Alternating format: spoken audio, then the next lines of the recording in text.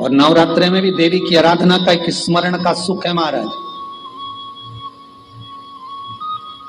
ज्योत का विधान है, नवरात्रे में देवी की ज्योत लगती है, अखंड ज्योति लगती है, जवारे बुआए जाते हैं, कलश लगता है। ज्योत का भी विधान है। जिसके यहाँ दिया अखंड जलाया जाता है, अगर वो दिए की लो, दिए की बाती अगर दक्षिण दिशा की होती है तो उसके घर में साल भर में एक घात जरूर होती है।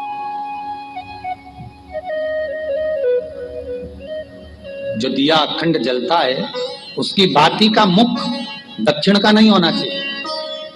अगर आपने देवी भागवत का स्मरण करा हो, देवी भागवत को अगर सुना हो, तो देवी भागवत में स्पष्ट किया गया कि पूर्व की ओर मुख करा हुआ दिया, अर्थात पूर्व की ओर ज्योत जो जलाई जाती है वो संपदा की वृद्धि करती है। पश्चिम की ओर मुख कर जो ज्योत लगाई जाती है महाराज, वो वैभव को देती है। जो मुख कर ज्योत जलाई जाती है, उत्तर की ओर जो ज्योत का मुख रहता है वो आयु की वृद्धि करती है, घर में अकाल मौत को रोकती है।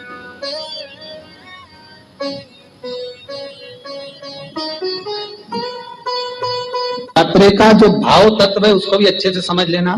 दक्षिण की ओर ज्योत ना लगाएं। अगर आपको लगाना है पूरब की लगाएं, पश्चिम की लगाएं या उत्तर की लगाएं। और जितने दिन महारानी जगदम्बा जगत धात्री दुर्गा भवानी, अब की बार माता जी घोड़े पर आई है। हर बार देवी बदल बदल के आती है, इस बार जो नवरात्रे आए वो घोड़े के आए।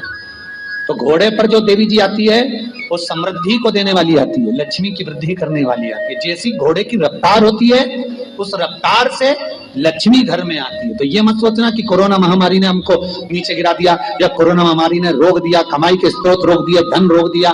चिंता मत करना। मेरी माँ जगत जननी दुर्गा भवानी अब की बार घोड़े पर आई है। साल भर में इतना धन 4 साल में नहीं कमाया होगा, इतनी मेरी माँ भंडार भर देगी।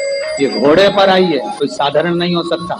देवी भागवत में स्पष्ट किया गया, जब जगदम्बा मगर पर आती है उसका भाव अलग है, और जगदम्बा जब हाथी पर आती है उसका भाव अलग है, और जगदम्बा जब घोड़े पर आती है तो जगत को समृद्धिवान बना देती है, वैभव में कमी नहीं आती।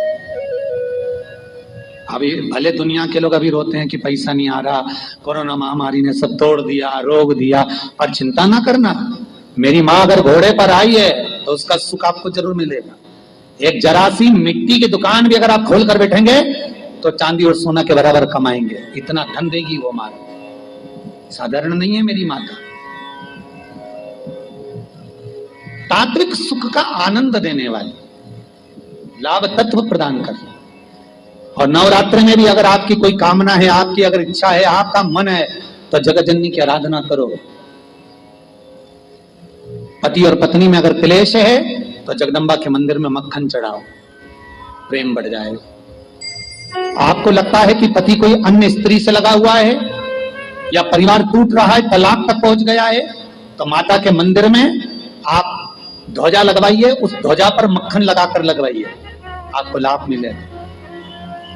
महाराज, यदि आपको लगता है कि बच्चे बहुत ज्यादा अपशब्द बोल रहे हैं, मुंह चला रहे हैं और प्रेम नहीं रख रहे, तो माता के मंदिर में लाल पुष्प, लाल चंदन और लाल चूड़ी माँ को समर्पित करिए, प्रेम बढ़ेगा। बच्चा कभी आप जी से कम नहीं बोलेगा, प्रेम की भाषा निकलेगी मुझसे। माँ जगत जननी की आराधना, जगदम्बा की उपासना। नवरात्रे में 9 दिन में से कोई एक दिन ऐसा ले लो जिस दिन कन्याओं का भोजन कराओ, साथ में उनको लाल चुनरी ओढ़ाओ या कोई लाल वस्त्र, लाल पूजन की सामग्री उनको दो, सुख मिलेगा, आनंद आएगा। और मान लो कि आपके घर में किसी बच्चे की, लड़के की या लड़की का या मंगल विवाह नहीं हो रहा हो या शादी नहीं हो रही हो, या उस लड़के लड़की के लिए बहुत प्रयास कर लिया आपने और उसकी शादी हो ही नहीं रही, अथक प्रयास आपने कर लिया और उसका मंगल विवाह नहीं हो रहा, तो ये देवी भागवत में स्पष्ट कहा गया, देवी भागवत में वर्णन किया गया है। और देवी भागवत में कहा गया कि आम का जो पत्ते होते हैं, आम का जो पत्ता होता है, आम का जो पल्लव होता है, उस आम के पत्ते पर हल्दी और सिंदूर इन दोनों से स्वस्तिक का निर्माण किया जाए। देवी भागवत का संवाद है, बहुत ध्यान देना महाराज।